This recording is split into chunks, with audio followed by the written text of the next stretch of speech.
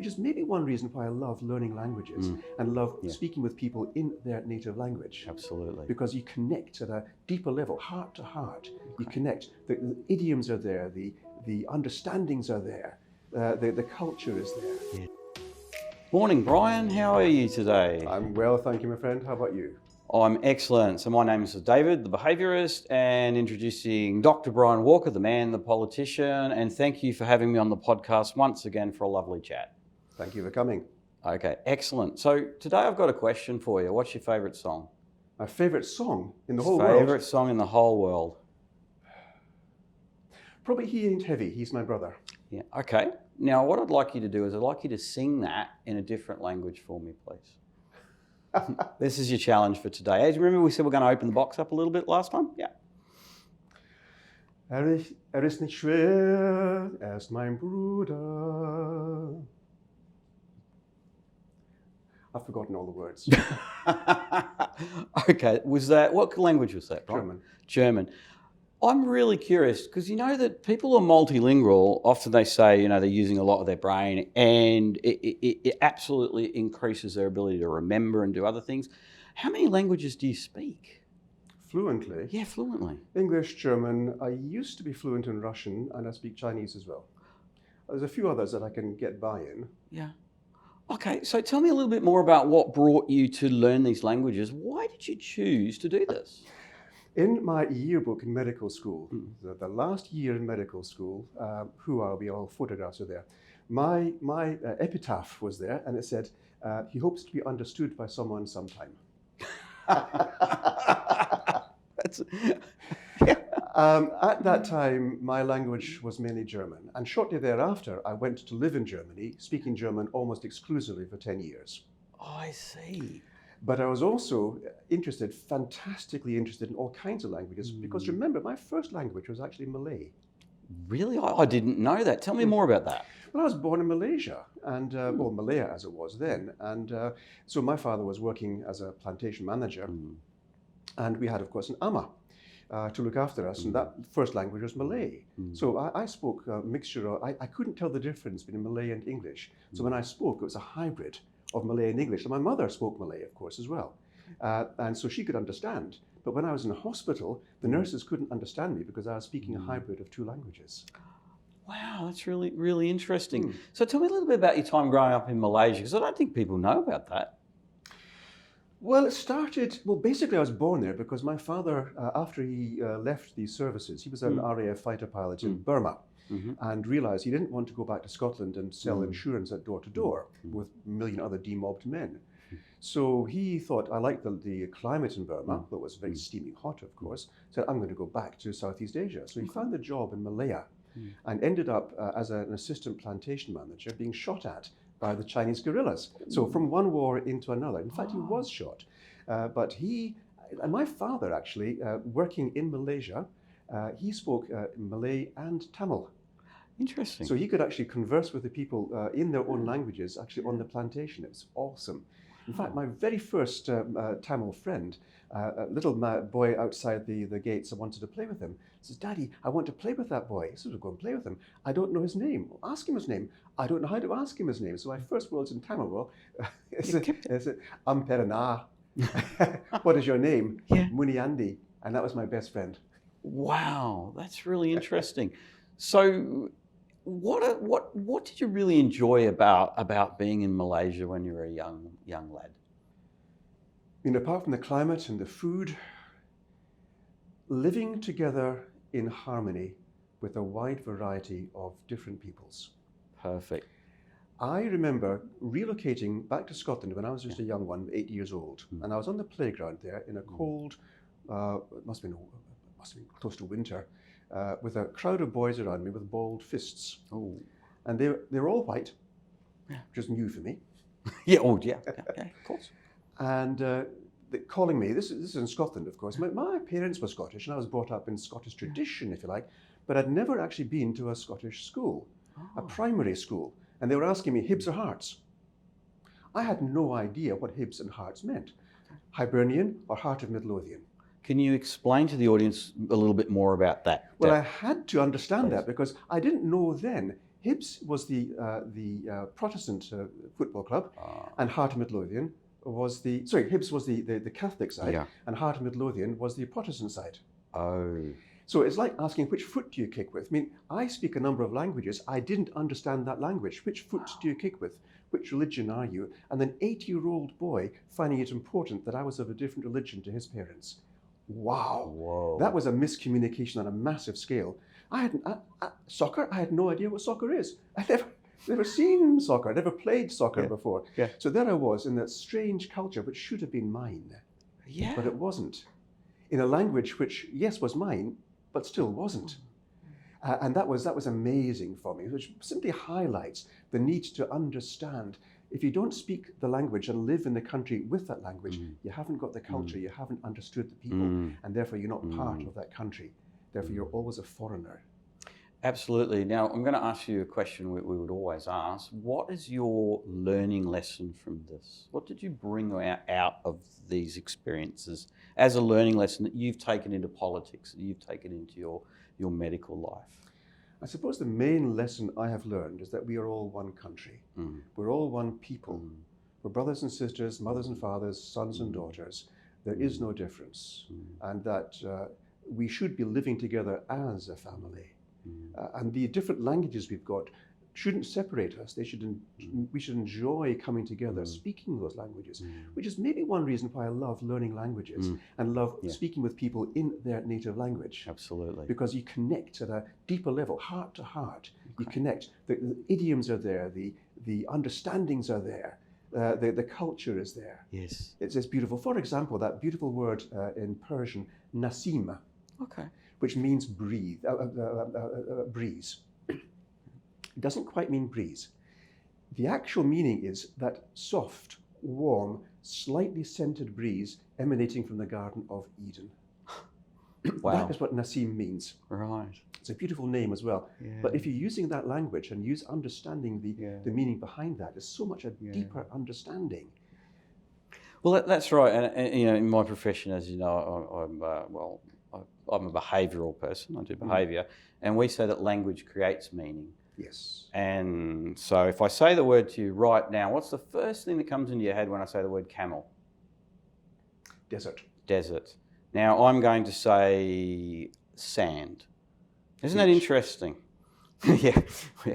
We have different meanings for the word. You have desert, I have sand. Someone will say the animal, someone will say Camel cigarettes when I run workshops.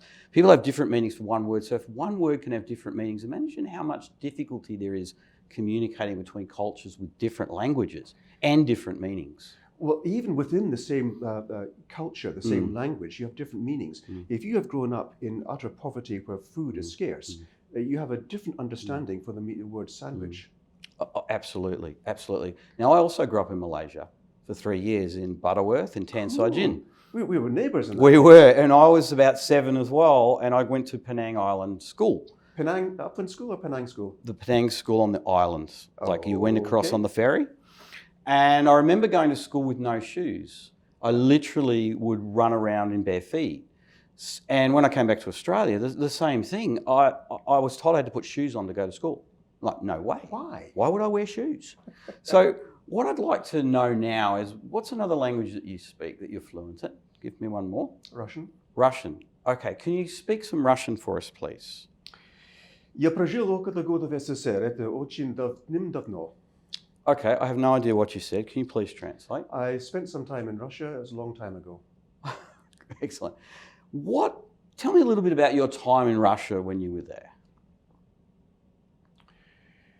I went to Russia, to the Soviet Union, living in the RSFSR. So it's the communist days, so we're talking about the Iron Curtain stuff? Gorbachev was still in power, Perestroika was still a thing, and I went across there basically to try and open up to general practice. There were no GPs in the Soviet Union at that time, as indeed perhaps now as well, because the Soviets were in a cultural war with the Americans.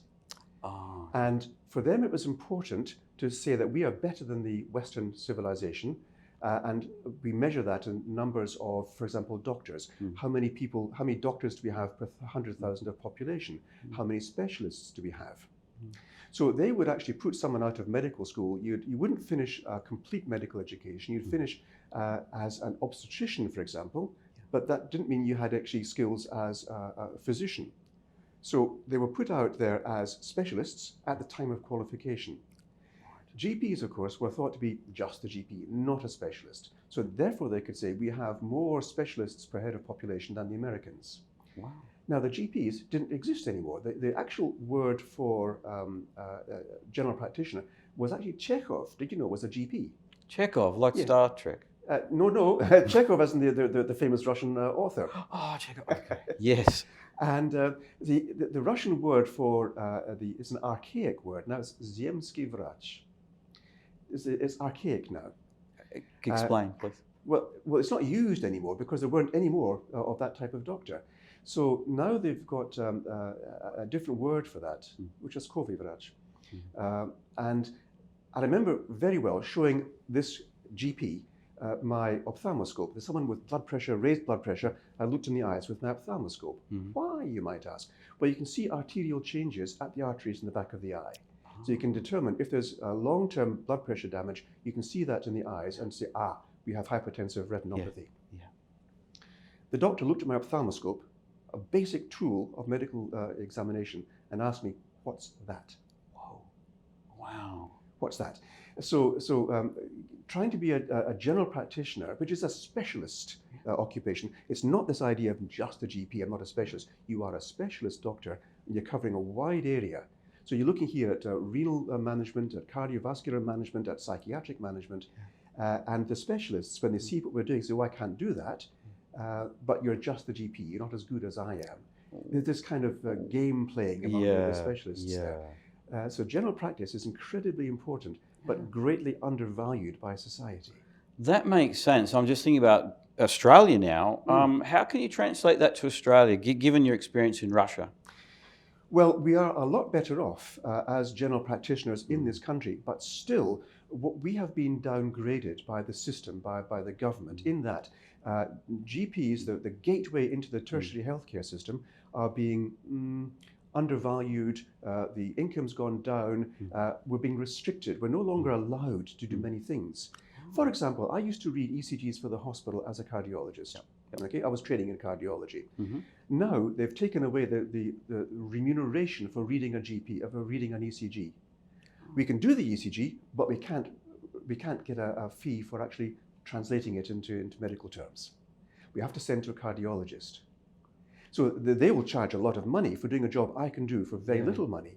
So the costs have gone up, but the meaning is that the doctors, the GPs, have been downskilled. Because if you don't regularly read an ECG, you can't read it eventually because it's a skill you must maintain. Of course. And there's many examples of that. For example, injections into the joint, doing it blind, injecting their cortisone. I love doing that, but we don't get paid for that. Nothing gets paid. You have to get sent to a specialist. Again, the waiting time, the costs go up, but you downskill the GPs who no longer do these injections. So it's a matter here of how do you treasure the doctors in the community who can do very skilled jobs. We've now become something like a nurse practitioner. Nothing wrong with nurse practitioners. It's a wonderful job. But you should make the GPs become a GP. And the nurse practitioners, a wonderful service, doing the jobs that currently they say that's what a GP should do. I see, and I'm really curious now. Overall, what's your feeling of the impact, say, on doctors, from your experience, from your opinion? What's the impact there? You're demoralizing, demotivating, and de-skilling doctors who are very capable of doing a great deal more. And as a consequence, our health service is being diminished. And would that not mean that perhaps new doctors coming through after they've done all their training may not be as incentivised? Well, absolutely. For example, we have a problem here in Australia with a rural and remote general practice. No one wants to go out there anymore. Now, I lived and worked in the country in WA, and the ability to deal with anything which comes into your door, you're remote. You can't get access from a specialist right now. The hospital is 3 or 4 hours away by a Royal Flying Doctor Service. So what you're telling me is if I came to you as a patient and I needed something like an ECG read or a cortisone injection, technically you wouldn't get paid for that. Indeed so. So what do I have to do? I'm now a patient. What do I do, Dr. Walker? Well, if we're in the country, I'd do it anyhow. I wouldn't get paid for it, but of course you would. I'd do it anyhow. Of course you would, because it's about people, right? It's about serving the people, yes. Exactly. And the government be damned. I like it. I like it. So I'm going to take us off the government be damned topic just for a moment, but we can always get back to that. It's a good fun one, right? Let's do another language. Give us another one. Chinese? Yes, please. 我说普通话说得不太好，我可以明白。 Wow. Translate, please. I don't speak Chinese very well, but I can understand.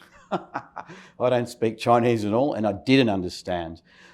Imagine what that would be like if you had two people who just didn't understand each other. Have you experienced that? Oh, yes. Tell me more about that. Well, in the same language or different languages? In the same language. It's like sitting in a general practice, and I've got an understanding of your wellness. For example, I had someone with very obese, problems with blood pressure, problems with general wellness, diabetes, and I'm saying we need to get some medication for your diabetes. And what the patient is hearing is, he's going to give me some poison from the pharmaceutical industries. And the answer comes back, I don't want any medication. Give me something natural. That's interesting. So if I was a patient and I felt like that, what are my alternatives? Well, I think the alternatives is, first of all, understand. Let's get some understanding in there. What is the actual problem I am dealing with? And what are the options the doctor is giving me for managing it? Because ultimately, the patient has to have the power. The doctor's job is not to do things, but to explain them to the patient such that they can be understood. That makes sense. And I mean, clearly, if you could speak the language, there'd be a much greater commonality with that patient. And that's a skill of general practice, making yourself understood, because communication is two pathways. Making yourself understood and understanding what's really being said. Absolutely. Tell us a little bit more about your time in the context of China. Well, Chinese life is very, very different from life in Australia. Okay. So translating the language itself simply doesn't work. You have to understand the idioms and nuances of the culture. Can you give me an example of that, just for our audience? Because I have to plead ignorance, I don't know. In Chinese culture, the doctor could diagnose you by your pulse and looking at your tongue. Yep. Therefore, asking questions simply said the doctor is ignorant. So the doctor then would prefer not to ask questions, and therefore a lot of the story is missed. Wow. Okay, tell me more. Well, this means that a Western person seeing a Chinese doctor would feel greatly undertreated, and you'd probably be right, because you're not actually part of that cultural approach in medicine. So the doctor says very little, makes the diagnosis based on their expertise, and then treats the patient, whereas over here we have a different situation. You ask a lot of questions. Well, we should do, but sadly we've lost that ability now. In our medicine now, rather than listening to the patient, one of the things that people often say is, you're the first doctor who's listened to me. We look at the results, and from that we interpret what's actually going on, rather than saying, how are you? That's really interesting. In my past, of course, I worked in mental health, and I'm a critical incident responder now. And being able to, we know that the most important thing is to acknowledge the person, to acknowledge a person's feelings and to acknowledge what they have to say. Let's say I've only got 15 minutes for a consult. How do you manage to listen to me? With 15 minutes, you don't. So what do we do? You either sacrifice your time or you sacrifice your patient. Okay, so I'm going to ask you the big question. You're now the Prime Minister of Australia, as we said before. Standing up there, everyone's listening to you because you're a wonderful guy and you're following what you say.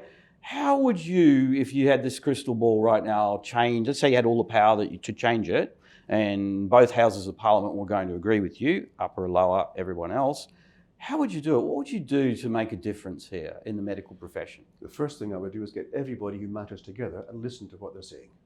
Okay, and the second thing?